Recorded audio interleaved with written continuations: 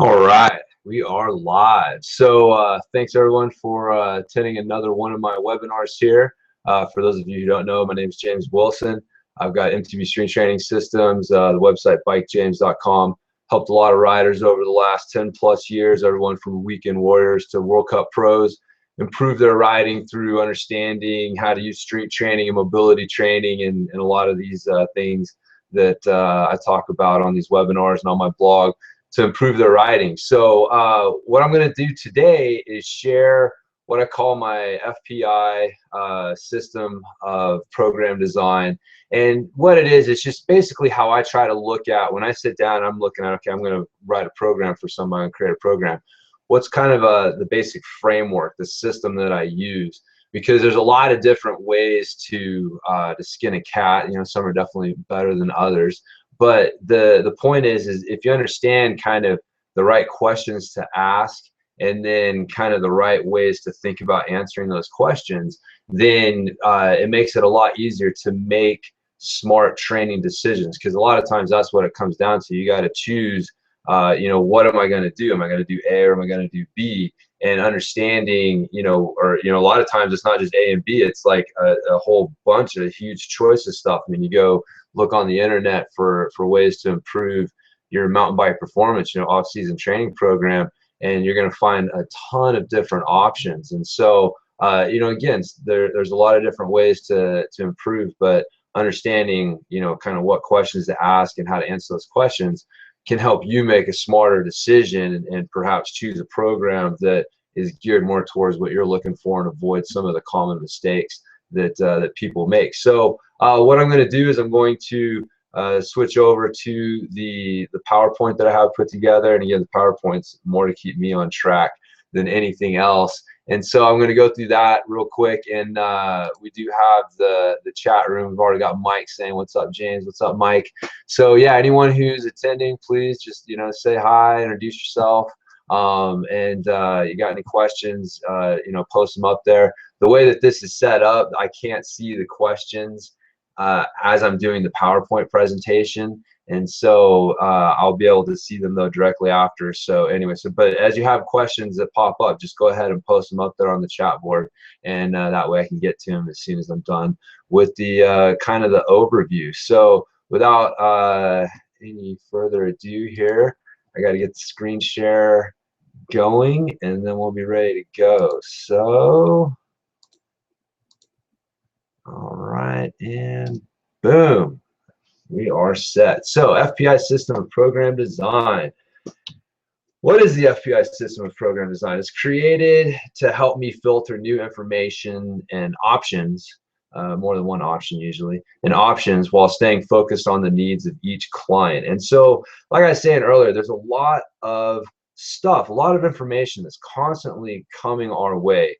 And you know, it's both good and bad. You know, in the old days before the internet, like whatever the magazine that you got your hands on told you to do was what you did, because that's the only choice that you had to do. And so in some ways it made life easier.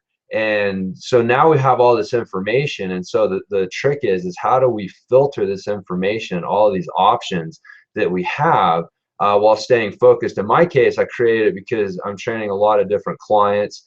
And you know, at my training facility, I was training clients in a variety of different things. It wasn't just, you know, mountain bikers. It was mainly mountain bikers, but you know, we had fat loss, we had you know, youth athletes, we had you know, older athletes. It was, you know, so the idea was like, how do I have a way to filter this new stuff? You know, I see a new kettlebell exercise. Well, is that going to be, how, you know, where does this fit in? Like, how do I use this? I don't want to just start using stuff haphazardly without understanding where it kind of fits into the overall system.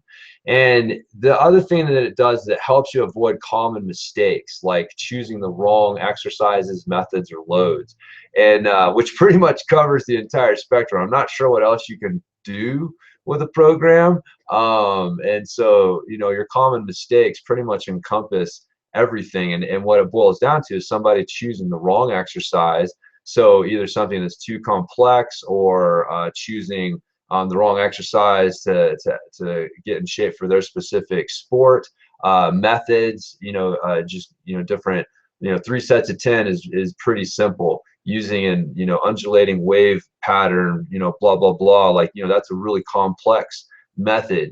Some are more appropriate than others. And also loads, whether you're going too heavy or too light. Again, you see some programs where they're telling cyclists to do like sets of 20, 30, 40 reps, which is too light. And so if you make a mistake and you choose the wrong exercise method or load, then you can really set back the results that you're going to see, or worse yet, not really see any results at all. Like, that's kind of the thing we really want to avoid, is spending all of our time spending training in the off season and then hitting the trail and feeling like, holy crap, what did I do all off season? Like, I don't feel like I'm in any better shape, like I'm in worse shape than when I was. So anyway, so I hope you avoid the common mistakes there.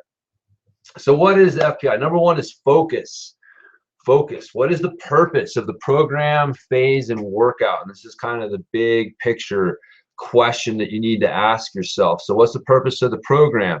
And again, it's really easy to get kind of lost if you don't understand. Like, if you are for example, a downhill racer, and you race on Saturdays at 2 p.m., like that, you need to keep that in mind while you're looking at your program. So little things like making sure that you have a hard ride consistently around the same time that you usually race. Like, this is a big mistake that people make, is they don't think about, like, man, I need to train my body. I need to get my body prepared for putting out a hard effort on this day around this time.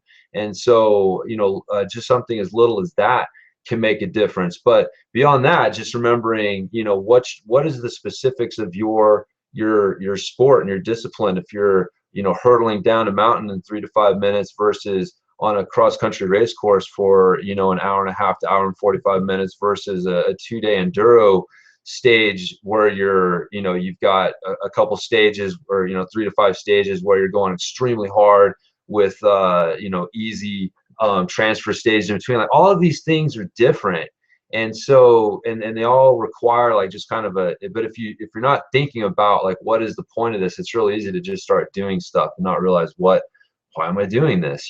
So phase is where are you at within just your overall program. Like, is this off season or in season? Is this early off season or in season? Like, for example, if we're doing early off season, well, that's GPP, general physical prep. And so what's the focus of that? And well, that's to fill in the movement gaps and actually give our body a break from a lot of cycling specific stuff. And so understanding that, knowing that we're going to be ramping up, having this big picture thing in mind allows you to step away from some of the specific stuff at times, knowing what it's doing, like what's the focus and how does it fit into the big picture of what we're doing. And then getting down to just the daily level, the workout, having hard, moderate, and light workouts. Every workout can't be hard. What's the focus of that workout? Is it a strength? Is it cardio? Is it skills? What is it again? So just kind of having some sort of idea of what your focus is. And focus is number one, because like, really, if you do nothing else, like, just understanding what your focus is of your program. If you're just an average trail rider and you're going out for an hour to 2 hours and just wanting to do well with your local riding group and perhaps move up a few places, and just have fun. I mean, you got to keep that in mind, right? So maybe the program that's made for the guy who's trying to be a serious cross-country racer or marathon racer isn't necessarily the best option for you. But anyway, so focus, that's number one. Number two is progression. So this is understanding where's the rider within their training block and their movement skills. And so your training block is going to be the again, it goes back to the focus. First, what phase are we in? And then within that, you can start to understand, well, what's the training block? And so training blocks are usually where you're focused on specific things. And so it may be strength or power, maybe, functional movement, restoring any gaps and things like that may be there, or filling in any movement gaps and stuff that may be there. So within that training block, there'll be better uh, options than others. So for example, if your training block, the focus is strength, using slow tempos, like coming down to a count of 2 and up to a count of 2 without any pause in between, just trying to keep that slow, constant tension on the muscle, that's probably not the best option training method for that. Like, that's doing something different. That's working, that's more of kind of a strength endurance, working on the, a different thing. So understanding what are the methods work on, and then you can understand, well, how would this fit into a training block? So when you see a new training method, like, try to understand, like, okay, what is this working on? Is this working on strength endurance? Is this working on power? Is this working on just kind of basic movement skills? And then once you kind of understand what bucket that method falls into, then it's easy to understand where you can fit those methods into the training blocks, and which methods are more appropriate than others, and how to progress those methods within the training blocks. And then also the movement skills, and this comes down to just choosing the right exercise for the right person at the right time. And so, there's a misconception. You don't want to look at, we call them easier basics, I guess would be a better way of looking at it, like basic movement skill exercises. Like, once you progress past what we consider to be an easy, simple movement, it doesn't mean that you never want to go back to it. But it's also understanding that the more advanced exercises aren't necessarily better for you if your movement skills aren't there. So for example, if you don't have a really good hip hinge, then a kettlebell swing or a dumbbell cheat curl is probably not the best movement for you, exercise skill for you. And so that's a big part of the progression. And also it applies a lot to bike skills, because as your movement skills progress, it's going to affect your bike skills, and understanding how those movement skills affect your bike skills is really important, because you can then start to deconstruct and say, okay, if I want to get better at this bike skill, well, what's the movement skill behind it? And then, all right, now I can start looking at, okay, what's the progression for getting better at this movement skill, and where am I at on this progression list, and what's, how do I get to that next level? And so that's, how you really impact your program from a movement standpoint. You got to remember that your strength training is really just a form of movement practice. And we're not just trying to get stronger. Like, we're trying to practice movement. We're trying to improve our movement efficiency and movement quality where it counts the most, and that's on the trail. And so just understanding how to use your proper progressions will help you kind of understand, well, what exercises are better than others at this time for me. And so last is integration. And this is extremely important as well. I probably said that a lot. All of these are extremely important. It's how do you fit mobility, strength, cardio, and skills training together to complement each other? And within that, you also need to include riding. Like, cardio training and riding, riding is cardio training. So I understand, like, we separate the two. Like, we look at cardio training and stuff that you're doing like off of the trail, kind of separate from trail riding. But again, this is a big mistake that a lot of riders make, is they don't integrate things properly, because they don't see that trail riding is cardio training. And so they're trying to do a lot of hard trail riding and hard cardio training, not understanding that they're overlapping each other, and you're really just burning that candle at both ends, and you're not able to work like you need to get the results that you need to with either one. So, but how do you fit all this stuff? So, if we're early off season and mobility is the emphasis, or if we're looking at strength because we're getting towards the middle of the off season, towards the season, or are we looking at cardio and skills, which is late off season and during the season, like those, and we need these other things involved, right? Like, it's never just drop one out. Like, this is one of the problems with your standard, linear periodization, where you're like, all right, this is an endurance block, and so everything that you do is based on endurance. Like, the strength training is all this high rep stuff, and all of your cardio and everything is based on just endurance, and then everything gets based on strength, and you have to have all of these other elements in your program at all times. It's just, it's what percentage, right? Like you only have so much you can put in, but instead of putting 100% into one, it's more like, all right, we want to put like 70% into this one and 10% into this one and 10% into that one and 10% into that one, or whatever, whatever however you need to do it based on where you're at within some of the focus and the progression, answering those questions. So integration is extremely important, knowing how to get all these things together. And in my opinion, I don't know how you can consider it to be a mountain bike training program if you don't have all of these elements represented and accounted for. And so just buying something that tells you to ride a bike at this cadence or this heart rate, or covers this thing, but doesn't have you working on the right mobility and the right skill stuff and working on the strength stuff, and understand like when it needs to be emphasized as well. So a lot of programs out there unfortunately just give people what they think that they want, because I mean, just to be honest with you, in my experience, most people are looking for agreement, not advice. And so they think they know what they want. They need to ride their bike a lot. And so they get programs that just have them ride their bike a lot and are really lopsided in one area of this, and they don't integrate things well. And so, you don't have the mobility, strength, and skills that you need. And so anyways, that's just knowing that you need these things and how to put them together is very important. So overall, focus tells you what questions to ask, right? Your focus, that's going to tell you like, all right, what do I need to do and how much of this do I need to do? That's going to get you asking those questions. And progression answers what to do. This starts to tell us like what exercises, what set and reps, what just what exactly you're going to do. And then integration tells you how much to do. And again, it's like, are we doing a lot of strength training? We're doing 3 to 4 strength training sessions and we're cutting back on the riding, or are we really, upping the mobility? Because you can only do so much, right? You only have so many hours in the day. Like more is not better, better is better.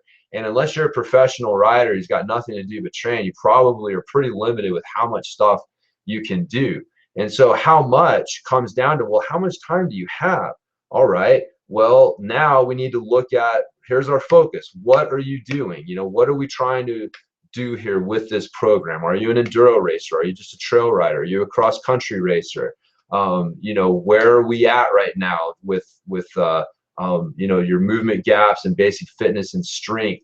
And so again, like, getting that focus. And then once you have, this kind of gives you an idea of like, all right, now we get into the progressions, tells us what to do, and the integrations tells you how much to do. So all 3 elements are related and you can't isolate them. And that's why it starts to get tough to explain, like when I start trying to oversimplify things and say, well, focus tells you what questions and this tells you this, because you got to keep going back. Like all of them kind of help each other. And so understanding that you need these 3 elements in your program is really the take-home story. So a good program will integrate the appropriate mobility, strength, cardio, skills training, and riding into your plan. And that's really the take-home message, right? And so there are a lot of ways to answer these questions. The important thing is to ask the questions in the first place. And that's really the point of, I guess, the FPI system of program design is it's just important to ask the question. So when people ask me, oh, do I need to be doing these intervals? It's like, I don't know. What are you doing them for? What are you trying to improve? What have you done before this? What's your plan after this? Like there's all of these other questions that go into, and then once I have this bigger picture, then I can say, yeah, that's a good idea, or no, that's probably not the best idea. And if you don't have the answers to those questions in the first place, then my response is usually, well, it's probably not a good idea. I mean, if you don't really know why you're doing it and you're just kind of doing it and it just seems disconnected with what you want, then it's probably not the best thing to do in the world there. So for a mountain biker, some of the real take-home points for this are going to be things like ride your mountain bike to get better at riding your mountain bike. That you know, if you enjoy riding a road bike, that's one thing, but riding a road bike is not training for mountain bike riding. So this goes back to the focus thing. If you're a mountain biker, you need to be training on the tool that you're going to be using in competition. It's not enough to just be riding a quote unquote bike. You need to be riding a bike that provides the same efficiency challenges that you're going to be facing, because efficiency is extremely important for performance improvement. And so using a more efficient training tool in the off season makes no sense really when you think about it from anything but just a tradition standpoint. But yeah, you're trying to force more efficiency out of the system over the off season, not give it ways to move less efficiently. And so using your mountain bike is extremely important. Taking time off of your mountain bike is extremely important as well, especially during the early off season, because you want to make sure that you're taking time to fill in these other movement gaps. Remember, you're not a mountain biker, you're a human being that rides a mountain bike. And especially if you're not paying your bills based on how you perform on your mountain bike, you know, you're not a pro at that level, then you need to keep these other movement things in mind, because these are the things that are going to keep you moving well and performing well off of the bike late into life, which, you know, trust me, becomes more and more important as you get older. You start to realize, like, being able to walk and get down, up and down off of the ground, and, you know, little things like that are important. And so taking time off of the bike during the early off season is important. And then two, just or I guess not two, kind of last is the skill stuff. This is something that really gets overlooked, and that is that the best riders in the world pedal the least. This has been found across the board: road cycling, mountain biking, whatever it is. The fastest riders actually pedal the least.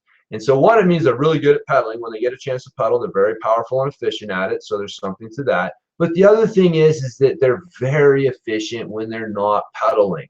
Basically, their skills, their ability to maintain proper balance and body position, to move efficiently in all the different demands that the trail asks of you. And so making sure that you have skills as part of your program, whether it's in the gym and you understand how you're using exercises to progressively work on the movement skills behind the bike skills, or it's having focus during, you know, so like, for example, I like to give riders a 4-week focus. So, all right, this 4 weeks, I want you to focus on just body position. I just want you really aware and cognizant of body position. Next one is, you know, next month I'll have you focus on riding switch foot more. So, you know, having a skills focus for the month when you're out on the trail and having time that you're practicing that is very important. And so, so those are kind of the main things that I think that riders, like, if you sit down and you ask yourself these questions,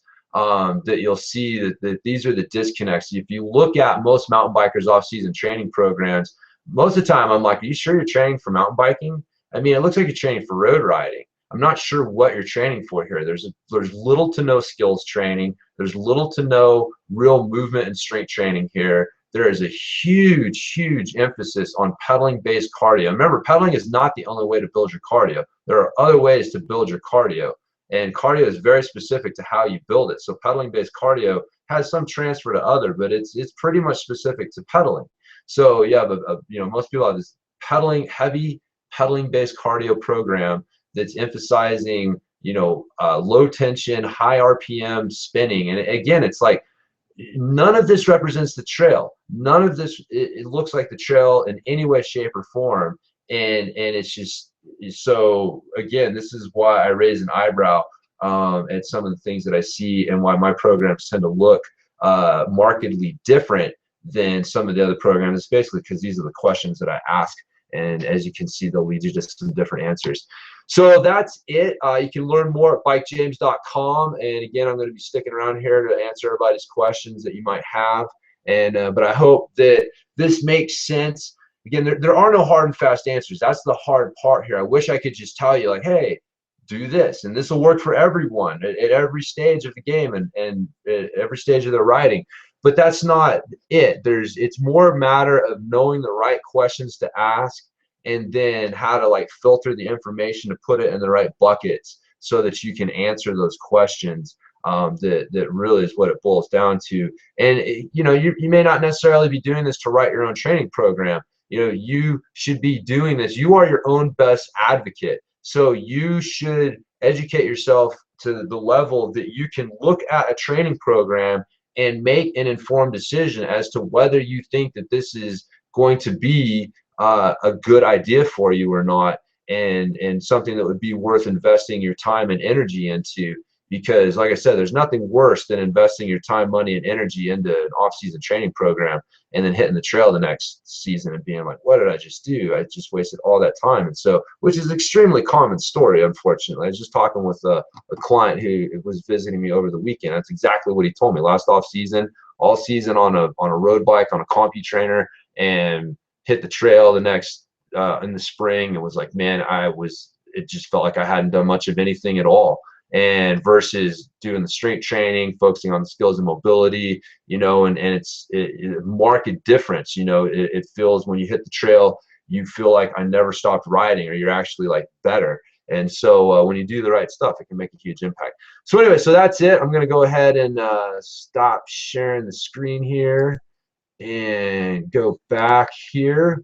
And so excellent. So that's it. I don't see any questions. I got a little muscle sign from John in the chat room. So yeah, muscle sign back, buddy. Yeah.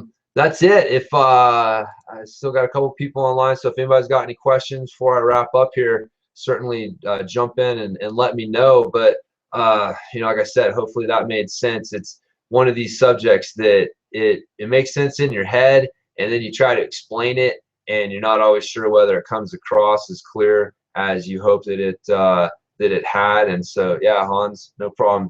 Hans says thanks. So you know, anytime I really like doing these webinars, because like I said, it forces me to try to learn my stuff better so that I can help teach it to you guys. And yeah, just really enjoy it.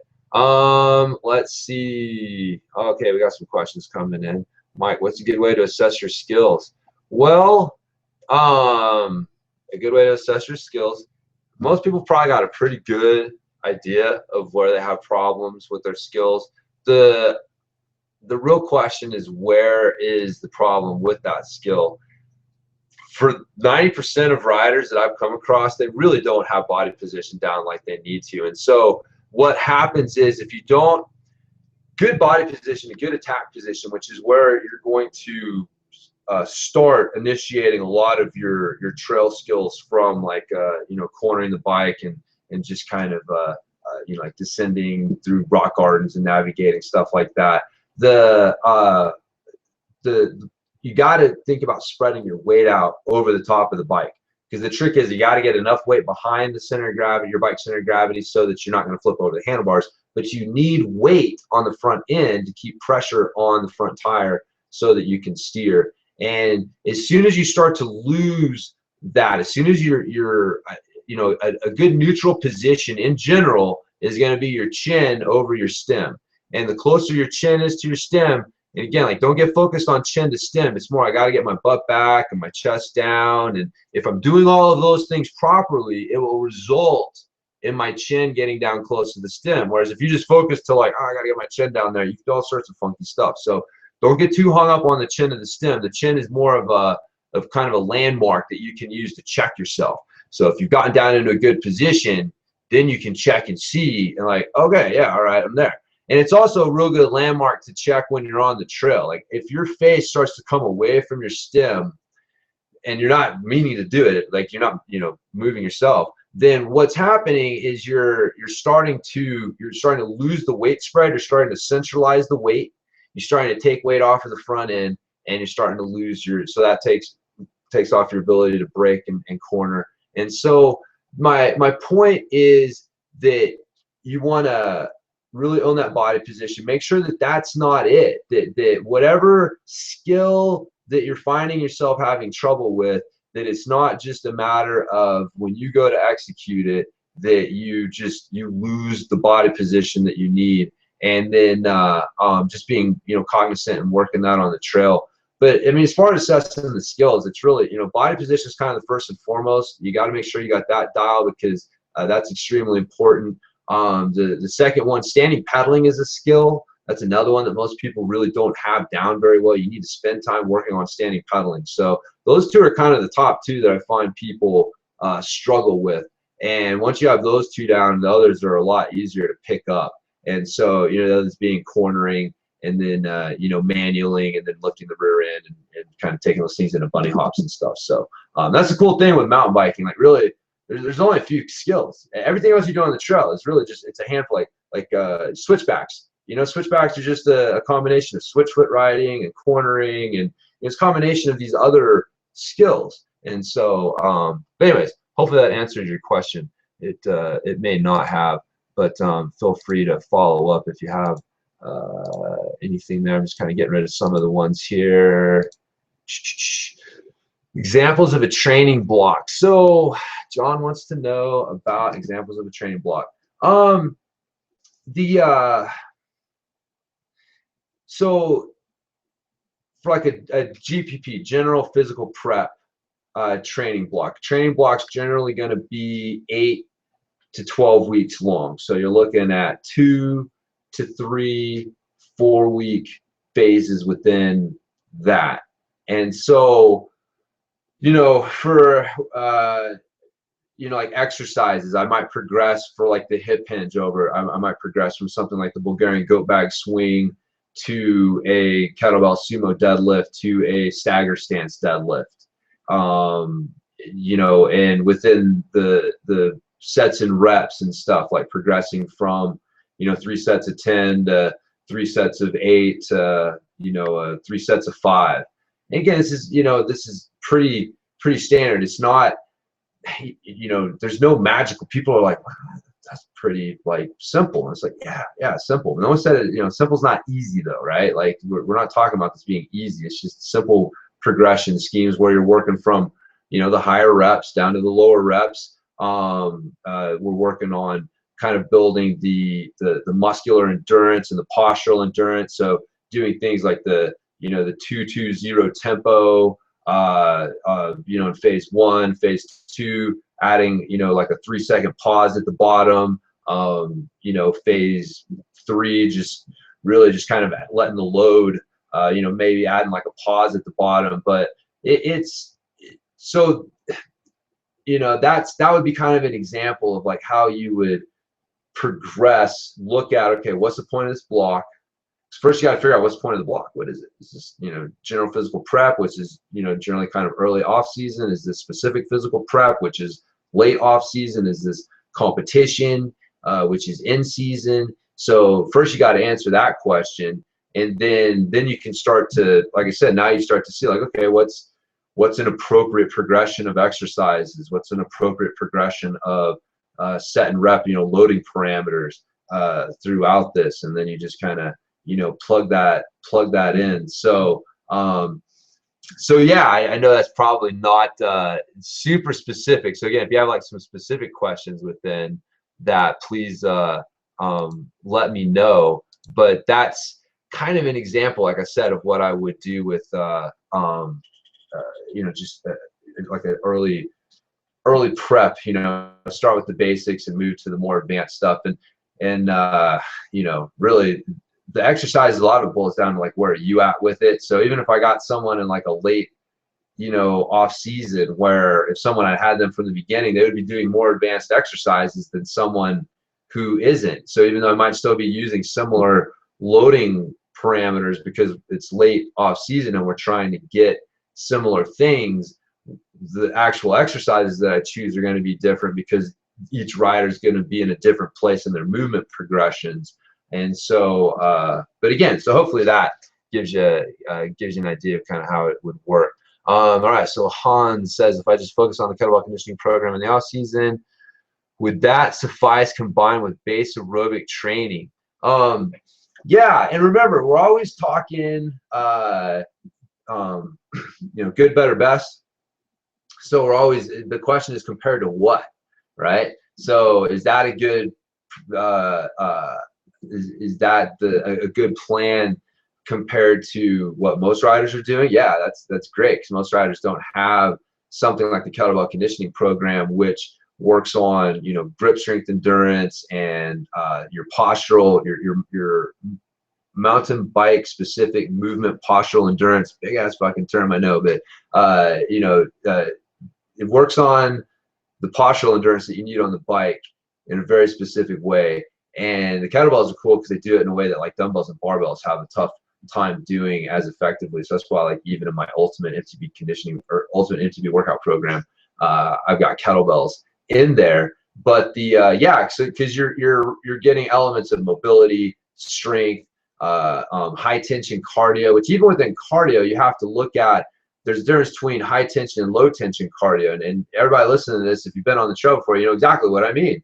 When you're just sitting there cruising along, it's low tension. As soon as you got to kind of lock down to keep the wheels spinning, that starts to turn in. That's high tension cardio. And the problem is you know, when you don't work on that, then you spend all of your time running from it on the trail, right? And so you're just constantly trying to get the lightest bike possible, and you're trying to get all the gears possible so you can get the easiest gearing possible, because if you can keep gearing down and keeping things light, it keeps you from getting pushed into high tension mode as much. But eventually the trail is going to force it out of you. The trail forces you into high tension mode. You have no choice. And so you get forced there. You don't have any high tension cardio. Your body doesn't know what to do when it gets pushed into that place metabolically. And so it really starts to fatigue you faster than it should. So anyways, yeah, that the kettlebell conditioning program is a great off-season choice. I mean, personally, I think the ultimate MTB workout program is the best, because it's just everything integrated in, kind of my no holds barred workout program.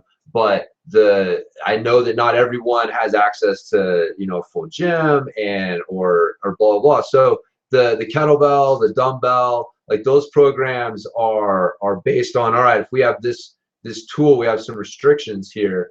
What's the best way to use these systems and all these things that I use with the ultimate with a kettlebell? And so so anyway, so that's kind of how I look at it. When people ask me, it's like, well, what's the best? I'm going to tell you the ultimate's the best.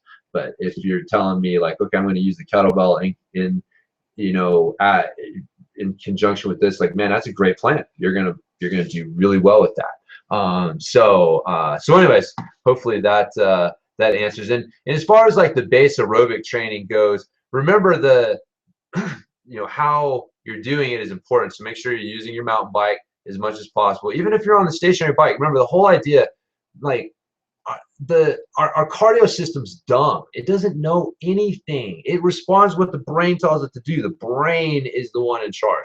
What the brain wants to do is it wants to start to be able to guess. It wants to be able to guess what is going to happen so that it can already decide like what it's going to do, like how to react to it.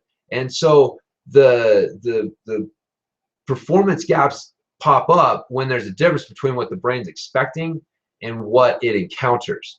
And so this is one of the reasons why when you spend your whole off season on a road bike and you're in just a different position, you're dealing with different you know, tension levels because of the efficiency of a road bike, all of these things, like this trains your brain. Like, yeah, you're training your cardio system, but your brain is getting used to this. And then you start doing something different, and your brain, it doesn't matter what you're like, man, you know, my heart and lungs and vascular system and blah blah blah. It's like your brain's like, I don't know what's going on here. I mean, I do, but like this isn't exactly what I'm used to. It's going to take me a little bit to like get up to speed here. So that again is part of the focus. This is why remembering that you're a mountain biker and keeping the right focus, because it's always about training the brain to be able to efficiently predict, not guess, predict what is going to happen so that it can respond appropriately. And so that's why, you know, how you move in the gym matters, how you move on your bike matters, which bike you train on matters. The environment matters. The environment matters a lot. So so anyways, Hans, I hope that helps there. Mike says, thanks, James. No problem, Mike. I really enjoy doing these things. Thanks for taking the time to check it out. Jamie, what do you recommend as a substitute for riding as cardio training in the off season? Brazilian Jiu-Jitsu. Like, honestly, if you want the best thing, go find a Brazilian Jiu-Jitsu academy and sign up and take a couple classes a week. It will train your grip and your cardio in ways that you never knew were possible. Like, you think that you got an idea what cardio is now, go put on a gi and go roll around with somebody for 5 minutes and get back to me on that. So yeah, amazing off-season training for mountain biking, and then just the body awareness and the mobility and all the other things that you're going to gain from it are huge. And so jiu-jitsu and climbing, specifically bouldering, I think is a great off-season training tool as well. So those two things would be my top two choices. Outside of that, I mean, you know, getting outside, running and hiking are great. Swimming, just kind of things that are getting you kind of just your natural body movements going. You want to use different movement patterns. This is another reason why I keep picking on road biking, but again, like, we're the only athletes in the world that are told to play another sport to get better for your sport. It's like, road biking is a sport. Like, road cyclists don't ride road bikes to improve their cardio. They do it to get better at riding road bikes, right? And so when you ride the road bike in the off season, it's not really different enough from riding your mountain bike to get away from the same overuse injuries and really expose your body to different movement patterns, which is what we want. So it's either like, get off of your bike completely, get away from it and do something, or you're on your mountain bike. Like, if you're a mountain biker, you're a mountain biker. You're on your mountain bike, or you're off of bikes completely. And again, if you enjoy road riding, you enjoy doing these other cycling disciplines, that's fine. Do them, but just understand that that's not mountain bike training, and it's not really, you know, in my mind, general physical prep. And so you're kind of in this like gray area where you're not being efficient and specific enough to get all the gains you need here, but you're not getting the benefits that you want from you know, from your off-season training, or you know, this general physical prep stuff, where you're getting these different movement patterns and you're just kind of giving your body a break from the same overuse stuff that it gets exposed to on the bike. So so anyways, hopefully that answers your question, Jamie. Mike says, cool, makes sense. Sounds like videoing myself in the trail might help identify body position issues. Yeah, man, videoing yourself is huge, both in the gym and on the trail. It's one of those little things that we just don't take advantage of enough, but you'll be surprised between what you think you're doing and what you're actually doing. Excuse me. But yeah, throwing a video camera or having somebody just video you along a section of trail so you can kind of see how you move will definitely help. All right, Hans, to give a small bit of context, looking to train. Yeah, and anyways, I see he follows up with like very, very helpful. So, you know, the specifics of that, that's kind of beyond the getting too specific with that, kind of beyond the context or scope of the webinar here. But again, you know, you're looking for 75-minute 6-lap cross-country race and 30 kilometers approximately enduro races. And so, you know, you're already having a better idea about your focus, right? So if it's 75-minute 6-lap cross-country racing, 4-hour rides probably don't qualify as training for that, right? So again, it's not that you don't ever want to go out on a long ride, but you know, if you're racing, if you make your bones, man, that's where you make your you know, whatever, your reputation and or your money, or just kind of what you're focused on, then, you know, over and under distance training in track, they look at anything that gets over or above, under or over 10% of your distance starts to get into another distance, right? So if you're running the 800 meters, then running you know, down to 700 meters and up to 900 meters, roughly. I'm rounding up here, obviously, because you know 10% of 800 is 80. But you know, getting beyond that, and you're starting to train something else. So you can go shorter to go fast, right? And that's your under distance training gets you going, working on your speed, and your over distance training gets you working on your endurance. And so, but that's when you're talking like specific, again, that's not to say you never go outside of that range. You just understand that when you are outside of that range, that's not specifically training for that range. And if you don't have a purpose for going outside that range, which there are purposes for doing, but if you know what I mean, like you need to understand, like, why am I going outside of this range? Why am I doing 10-second intervals, which, you know, again, is appropriate. But if you understand, like, what am I trying to do with this? How is this supporting this? You know, why am I going for 4-hour rides? Whoever's doing your program should be able to answer those questions. They should be able to tell you, like, well, how is this specifically relating to this 75-minute effort or the enduro racing context. So but anyways, so again, it's just the focus, man. It's already getting you asking the right questions. So awesome. So okay, John says, yeah, wasn't sure what the term meant. Yeah, training block. John was asking about the training block. Yeah, training block just refers to a group of phases or 4-week mini blocks, if you will, and that are focused on the same general thing. And so if we're gonna, you know, create a strength block, it would be, you know, 8 to 4 weeks of the focus being on strength with the other things there, but it's just the largest percentage of the time, energy, and efforts going into strength, or if it would be, you know, strength endurance or cardio, whatever. So that's the idea of a training block, is just knowing, like, you know, all right, one exposure over 4 weeks is probably not going to give the body what it needs to really adapt to this. And so it's another reason why stuff like CrossFit, which again, this is not it's CrossFit as a sport is a different thing. CrossFit training for mountain biking, not so much, because your body needs a more consistent exposure to a specific stimulus in order to get it to adapt significantly and more permanently.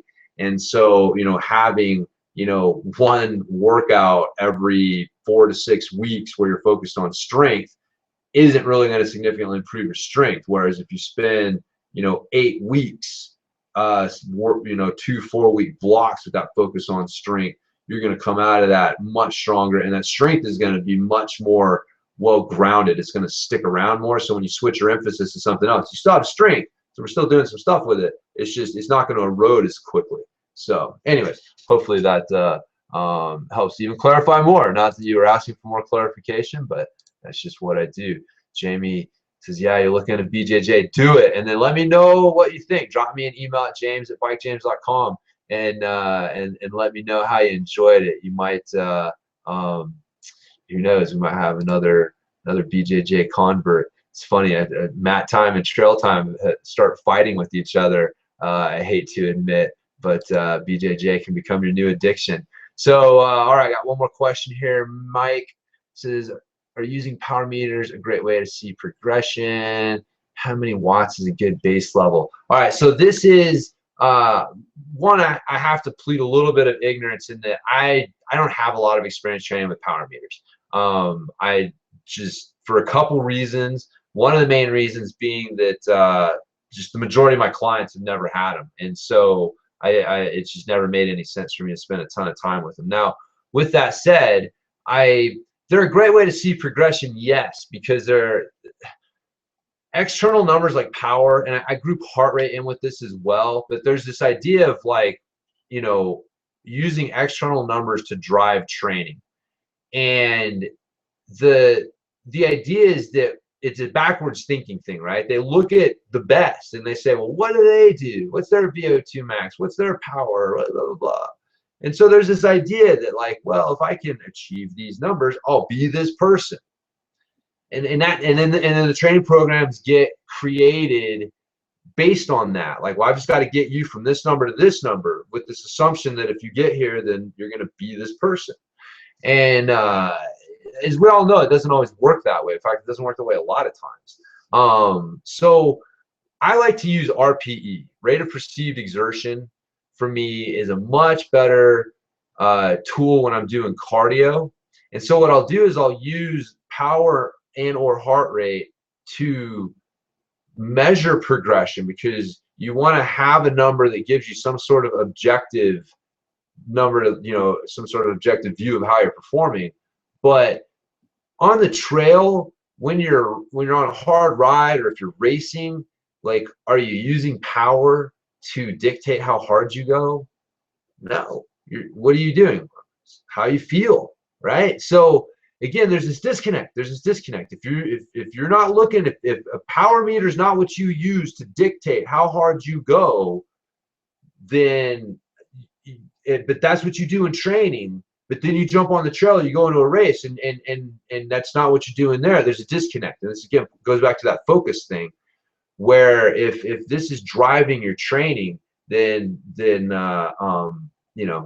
anyways, well, and that's not what you do here. It can be a disconnect. So point is RPE becomes extremely important. So using the RPE as a way to gauge how hard you're going, and then using the power meter to let you objectively look at. So now you can attach it. So for you on a a set of intervals where you're doing 10 seconds on and 60 seconds rest, and I'm telling you to hit these at like an RPE. I want you doing like 8 to 9. I want you going hard on these things. We're not going to tanks. I don't want you burning out on one, but I want you like going hard.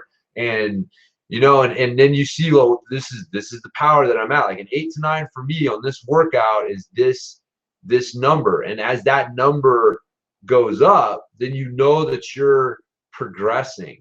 But the problem is if you get really stuck on the external numbers, you can screw yourself. Because, for example, here's an example I use. Like if you walk in to do a workout and you just found out that you won the lottery, and the dog that you lost a couple weeks ago came back home, and just, I don't know, some other ridiculously happy thing, whatever. And so it's just, you walk into the gym and you're just like pumped. You're just like, yeah, dude, this is the best day ever.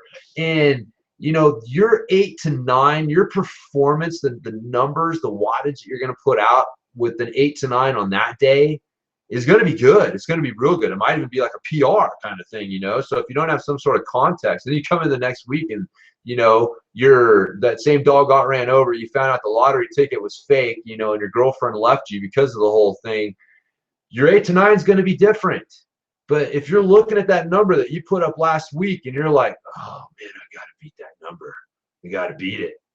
And you're just like, hell or high water, I'm going to beat that number, because if I don't, I'm not progressing. You can burn yourself out. You can kill yourself. Now that's an extreme example, right? Obviously not kill yourself, but you're going to, metaphorically blow yourself up. But anyways, my point is that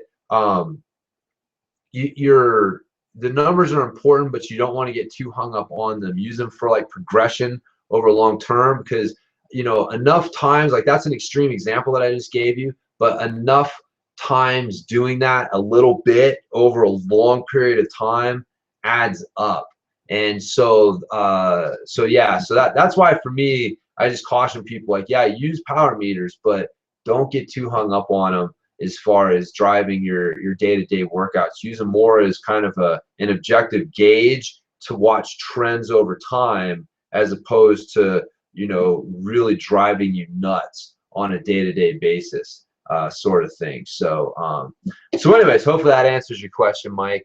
And as far as how many watts is a good base level, I have not the slightest clue, to be honest with you. If you're riding faster on the trail, then that's what I'm worried about. It's funny, I had a client ask me that one time. He's like, well, how do we measure this? These tests we're doing. I'm like, dude, I want to know if you're riding faster on the trail. Are you having more fun? Are you feeling better on the trail? Like that's the important thing. And I don't care what your base watts are. Like they can go down for freaking all I care. If you're actually faster in your ride night, obviously that probably wouldn't be what happened, but I don't care. I don't care what your base watts are. I just care if you're like moving better, able to perform better on the trail, having more fun. That's where it really counts. So again, this is where people, they spend all off season. My last point, and I'll wrap up here, but they spend all off season focus on these programs that are focused on, got to build these numbers, build these numbers, build these numbers. And then they jump on the trail and it's like, whoa, Like, why do I not feel like I should? I feel like I should feel better. For these numbers that I hit, I should feel better on the trail. Why don't I? And because a lot of times the numbers weren't as important as some of the other things that can't get measured as effectively as power can. So anyways, so there you go. So right on. Well, I guess that's it for the questions.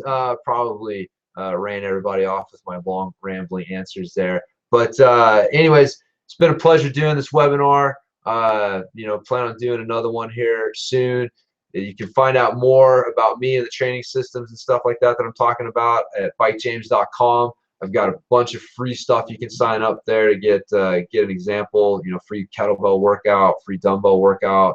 Some free 15-minute workouts, just all sorts. Whatever you need, you can get an idea of how this stuff goes together. So, anyways, been a pleasure. Really appreciate everybody for checking this out. And yeah, once again, it's been James Wilson with MTV Strength Training Systems. Check me out at bikejames.com, and I will talk to you guys in the next webinar.